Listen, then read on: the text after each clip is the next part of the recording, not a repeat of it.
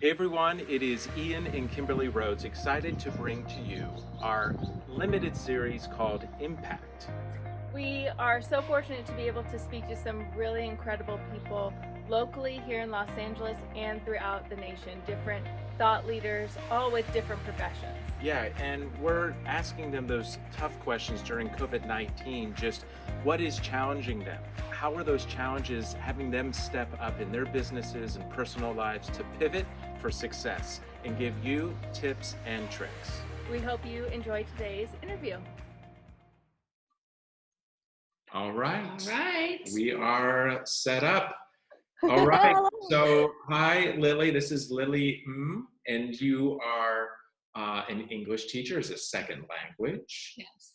And our marketing director assistant, Kayla, Yes. and Lily are fantastic friends, and they have been since the sixth grade, we heard. Yes. Kayla's amazing, and I've heard a lot about your company, and I'm very impressed with everything. I've seen the pictures on her Instagram, and they are beautiful. And one day I hope to be able to afford a house like that.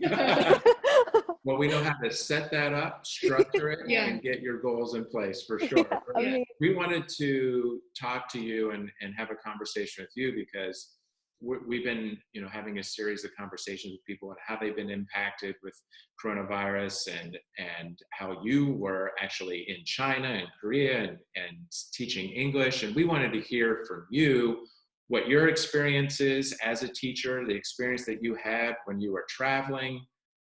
And just feel free to share, because I think you have a really interesting story, including your parents, who are both from China, owning a restaurant in Columbus, Ohio, which is where you are. So tell us a little bit about you.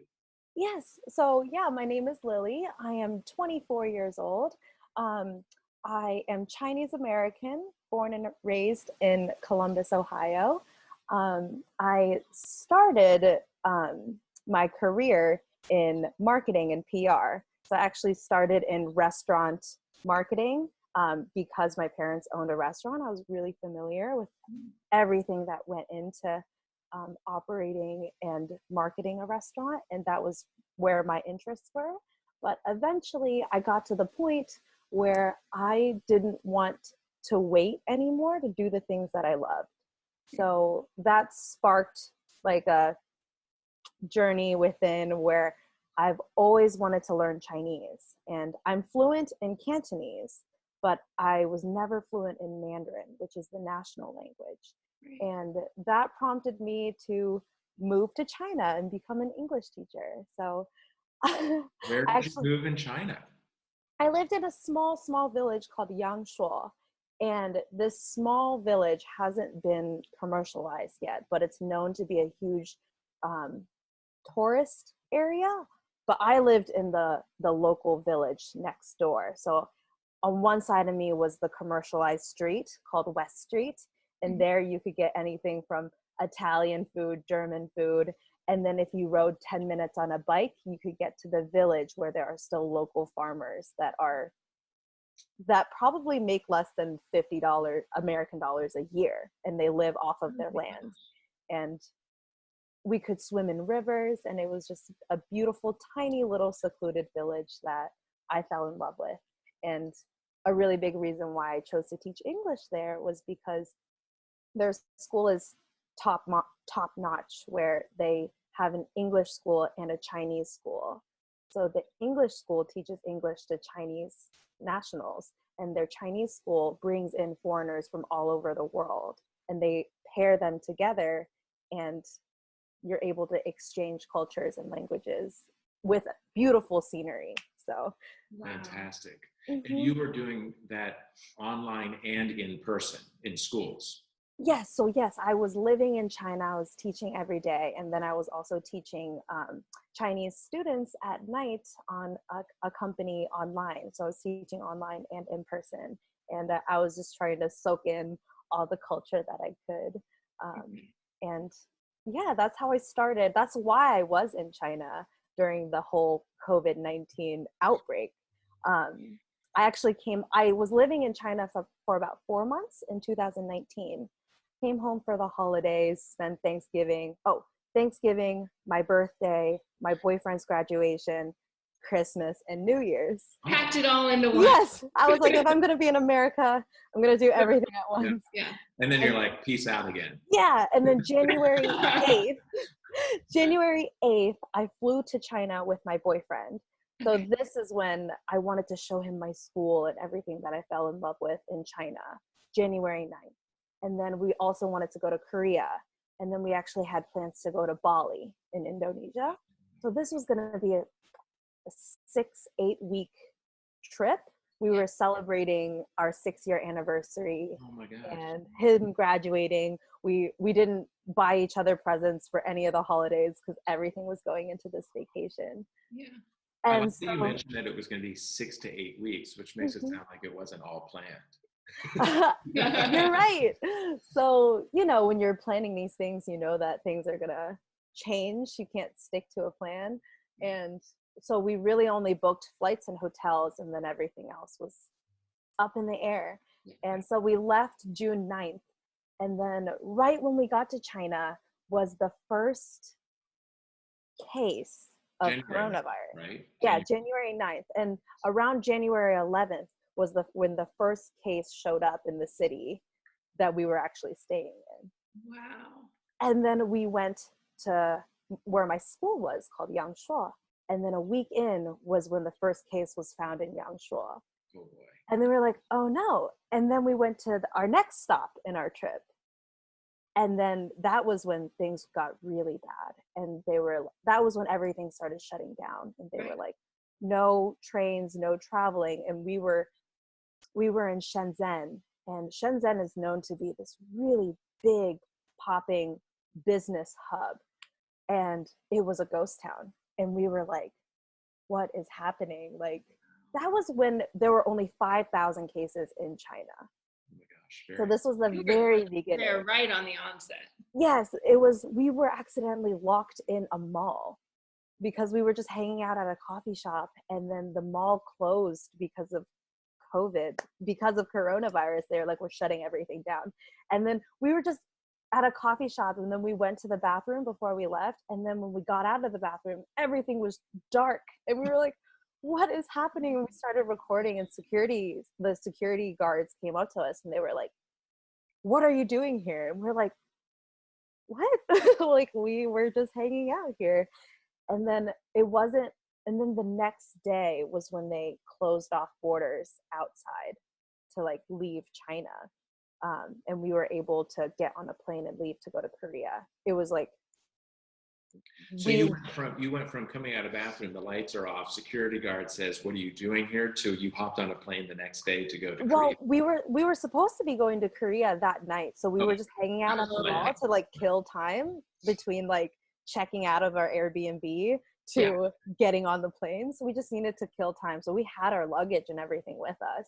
And then it was that night that like the last planes actually like left China. So then That was being in January. Korea, what happened next? Where did you go from there? Yeah. So at that point there were only 5,000, like the numbers weren't that bad. So we were able to get into Korea kind of no problem. They had us fill out forms. They took our temperature, the lines to get out, their health screenings. It was very bizarre because everything was so reactionary. So the media, like, you were hearing one thing from the media, and then we were experiencing another thing, through customs and everything. We were traveling through all the customs everywhere, and everything was just so bizarre. Nobody knew what was happening, like not even the employees at these places, because everything was so new. But we were able to get into Korea, and then it was while we were in Korea that we spent 10 days in Korea, and it was while we were there that everything just exponentially grew. Mhm. So by the day by day, it was 5,000, 6,000 cases, and that was when all the travel bans started. And at first we were like, oh, everything's okay. It's nothing. It's, we were watching the media. We were getting calls from our parents being like, hey, how are things? Do you have masks? What's happening? Yeah. Do you need to come home? Yeah. Exactly. Yeah. And so that was when, about a week in, that was when our flight back to China got canceled. And to get home, we had to get back into China to get our return flight. Sure. And, well, this was for my boyfriend because I was supposed to live in China for another 6 months, but I wasn't in China. I was in Korea. So that was when our flight to Bali got canceled. So at that point, we were just sort of stranded in Korea, and we were very lost. I was looking at flights to go to Japan because Japan was okay. I was like, maybe I should stay in Korea. My boyfriend was starting a job in March in New York, so he needed to get home. So we were very stressed out. And at that point, we lost a lot of money. So hotels, flights, everything they didn't know what to do yet. So the refund policies were very up in the air. It was just a lot of phone calls I was calling the embassy. I was calling immigration and all the airlines that I could speak with. And the language barrier is also so difficult to get past. So I was trying to communicate with a language barrier. And fortunately, we were able to get an emergency flight back home. And we scheduled it to be 14 days after we left China because that was the ban. So on that 14th day, we get into the airline and we try to get our ticket, and the Korean Air wouldn't let us on the plane. They said that it actually needed to be 15 days. And at that point, I'm crying. My boyfriend is so angry because we're like, no, we scheduled it. Like, we talked to immigration and they said that we could get on if it's been 14 days. We even like did the math. We're like, there are this many hours in 14 days and it's been this many hours since we've been in Korea. And at that point, we didn't know what to do. And they were telling us that we had to go to the embassy in Korea, and they were saying that Taiwan, which is where we were connecting from, wouldn't let us in. And we actually ended up, I don't want to say sneaking on the plane, but at first we were going through the receptionist, that the people we were thinking we were going to send our luggage in, but eventually we found one of those kiosks that just printed the tickets for us. Right. So eventually we printed the tickets. We kind of got through security. At the other end of security, they were waiting for us. Oh.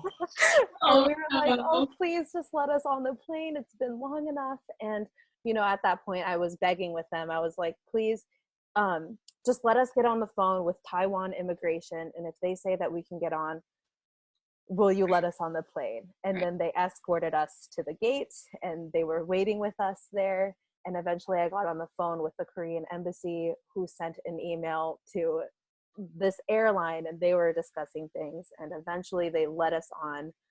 They gave us the okay 10 minutes before boarding. Oh my gosh. Everybody was lined up and we were just sitting with the security guards. I'm sure everybody was terrified because it looked pretty scary. And they took our temperatures, they cleared us, they let us through. We got back into America, and that day we traveled from Korea to Taiwan to LA to Texas to Ohio. And it was the longest travel day of my life. You did that in a day? I'm exhausted. It felt like a day. There was no sleeping. So it ended up being a really gruesome time period. And then once I got home, I got to experience the customs of how America was handling things. The CDC was at the airport doing tests for people that were previously in China, which we were. Right. And I mean, at that point, quarantining when you made it back to Columbus. So once I got home, I self-quarantined, and the CDC called us several times to make sure we were quarantining. Oh, and then, interesting. While we were home, while I was home as well, we actually didn't have an apartment anymore. So I'm at my parents' house right now because I was living in China. So there was I don't have a home here. So because I'm with my family, I was quarantining in my room and staying away from everybody. And it was... Did they just drop meals at the door? Yeah, so everything was sort of I get my coffee, I get my water, everything was just isolated. And I Yeah. never knew how long 2 weeks felt like until this quarantine. Like Yeah. everything happened so quickly. And I mean, I'm sure you noticed one day feels like a month in quarantine. You're The right. day's so sectioned and it's so strange now. And how quickly from you coming back in the self-quarantine for 2 weeks, did you hop back into teaching? Like, what was the length of time there? I started teaching the next Monday. Oh, Oh, So wow. yeah, so my school was shut down, but they actually asked me to teach online because there are a lot of businesses that needed to keep going and they needed to become digital all of a sudden. mhm. So I was familiar with online teaching. So I actually just teach at the dining room table and I just set up my computer and I'm familiar with teaching online and also in the classroom. So I was able to help them start teaching online. And I started doing that with this school that I was already teaching at in China. And eventually I stopped because they're actually starting school again. They are in person and Oh, live no. teaching again. So they no longer needed me. And Oh, I was perfectly happy because the time difference was really hard. So that's a sure. 12-hour time difference. So I was starting at 8 p.m. and they were starting at 8 a.m. So that was So rough. you would teach through the night then? I would teach until like about 11, 12 midnight. Okay. So I had some time to rest. But my other job I taught online with a company called VIP Kid. I start teaching at around 6:30 a.m. So Okay. things are really hard for a while, but now I'm just teaching with VIP Kid and waking up at a normal, well, early time period, but only teaching for about 3 hours a day. So Okay.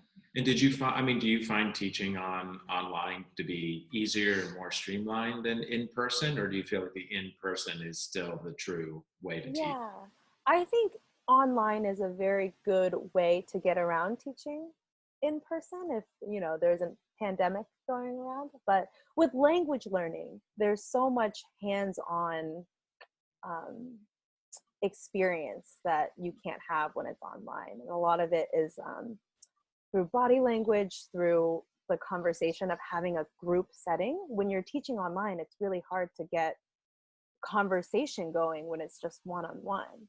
Right. And it's even harder when there's this wall in between us. So there were a lot of times where I was able to explain something that maybe they didn't understand through body language or through explanation with the whole class. But now it's just one-on-one and there's less conversation because there are less people. So especially with language learning, it's hard. I think it'd be different if it were lecture, because lecture, I mean, if it's math, you can write an equation on the board, but for English, like seeing where their tongue is or seeing how they Yeah. form their mouth is really important. So instead I have to get up really close to the screen and show them what it looks like. So it's been a little bit difficult, but I'm still really grateful that we have this, like, a platform to be able to teach on now. With, like, imagine 100 years ago, everything would just have to be shut down, but now I can still continue teaching and continue making money, because that's also a big problem that a lot, like, unemployment is huge right now, and there are certain industries that aren't able to do online Like work. your boyfriend you had mentioned. Yes. So my boyfriend, yes, he started a new job. He graduated college, started a new job in New York, and it was a big boy job at Macy's headquarters. And then because of coronavirus, they had to furlough a lot of employees because stores aren't open. And then he was in New York for 2 weeks, and then he came back home, and now now he's just at home. But I mean, there is a silver lining. I think a lot of people are reflecting, and a lot of people are able to almost reset their priorities and see what really matters. I think it's a time to practice gratitude and, just be grateful for everything that we do have. Right. I know a lot of people are mentioning that they're bored, but it's a privilege to be bored right now, because there are a lot of people that are terrified. That's a really good point. Yeah, Yeah, and absolutely. I mentioned this to my boyfriend, but every day that we're bored is another day that we're not getting a phone call from a loved one. Mhm. Like I'm grateful for the lack of seeing my loved ones, because that means that there's less of a chance for them to get Right. sick.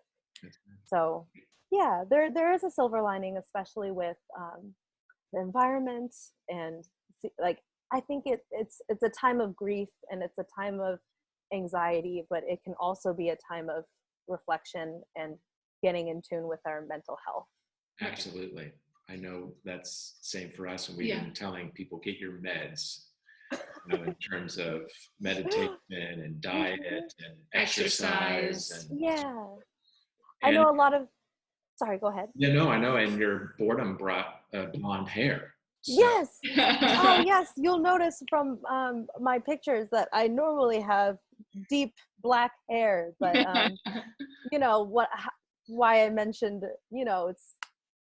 it's never too late. You should do the things that you want to do, and one of those is dyeing my hair. Yeah. So I've always wanted to try going pink, and this is the first stage, which that's is the Oh, first there you go. stage. Okay. I yeah. know So Kimberly had some aspirations last week about Yeah. getting some hair dye as well. And so. I will. Yeah. I think this is the week.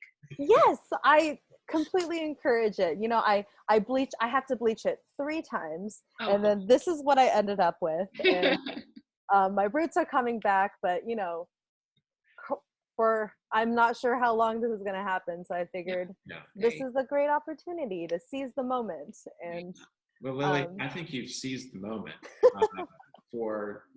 Thank you for sharing that, because, gosh, going through that in person, in live time happening in China to Mhm. Korea, and then you're, getting back.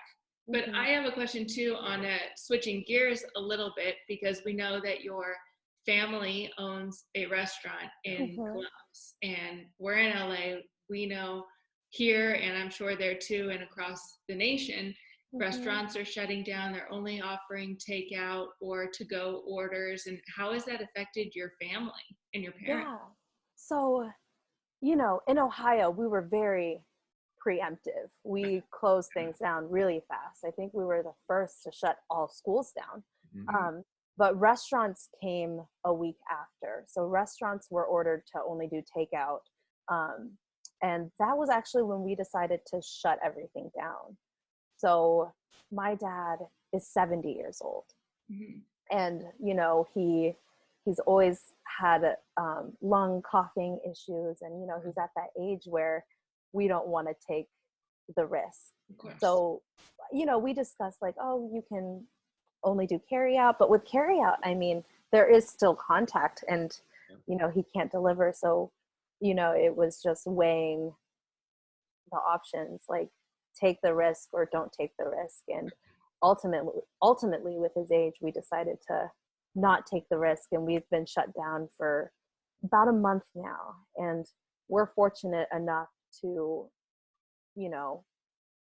have a really supportive community. So there are a lot of people that actually check in on him on our Facebook page. I made him a Facebook page. So that's where we give all our updates and tell people if, we're open or not. And he's been really worried about business. But even beforehand, I think we have a really interesting intersection because we're a Chinese restaurant.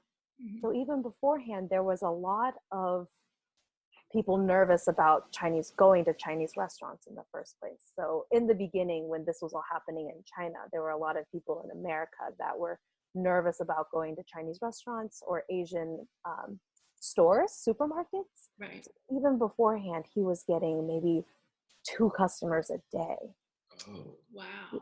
So at that point, we were like, you're not getting that much business anyway. Let's just close it down. And then, the silver lining again was just making sure that health, and then also his mental health. So this is a good opportunity to take a time to rest and, take walks and just Mhm. enjoy the nature and the moment that we have together. So this is a really rare time in our family because we're all under one roof. So my sister, who was living in LA, had driven back home because she was supposed to go to Australia. But with the quarantine and this pandemic, now we're all under one roof together. And this isn't something we've had since high school for me. So it's almost been like 8-9 years since we've all lived together. So And you're supposed to be all over the world, right? yeah, my sister's supposed to be in Australia. I'm supposed to be in China. Now we're all under one roof, and we're trying to figure out that dynamic. Well, hopefully as the dust settles and the lights dim back up, the restaurant can get back in gear. And Yeah. And what's the name of the restaurant? Because we know a lot of people in Ohio. It's called Yin. It's in Sunbury, Ohio. Okay. Okay. It's a really small restaurant. We've owned it for 40 years. It's been my dad's the whole time. A lot of people call us a staple in that really small town. So yeah, if you come, when hopefully things will be back open and you can come give us a visit. I love it. Love that. And will you be at all going back? Any plans to go back to China then? Yeah, so I was supposed to be living in China for 6 months, continuing my teaching contract. But with how things are here in America, there's a lot of travel restrictions. Right now, I don't know when I'll see the light at the end of the tunnel with the restrictions and everything. But I was actually planning when I came home, originally when I came home and my plans were already ruined with China, I was supposed to move to New York with my boyfriend, starting that new job. Okay. So now that that's not happening Plan anymore. C, Plan D. Yeah, we're on Plan D right now, and we're just, day by day, we're just trying to play it by ear. And I feel like I'm 24, but I feel like I'm getting grays. So with all the travel problems, I feel like I'm already mid-30s. Well, you have had quite the experience. I don't want to go anywhere, honestly. I don't want to see a plane. I don't want to see a train for a long, long time. Yeah. And everything, I think the dust is settling, like you said. Hopefully things are going to start opening up again. And when they do open up again, hopefully, the curve is flattened enough to where hospitals and doctors won't be overwhelmed, and we'll be able to handle this until a vaccine is there and we can all get vaccinated. Please. Right. Lily, thank you so much for Thank you. This was sharing amazing. your experience. I know people listening to this, watching this, I think that's a really cool perspective that you shared. And I know there's a lot of people who have a lot of different stories, but this is very To interesting. hear it firsthand is completely different. So thank you so much. Yeah, thank you so much for having me. Absolutely. Good health to you and your family. Yes. And thank you. And we'll keep in touch with you. Thank you. You as well. Bye. All right. Thanks, Lily. Lily.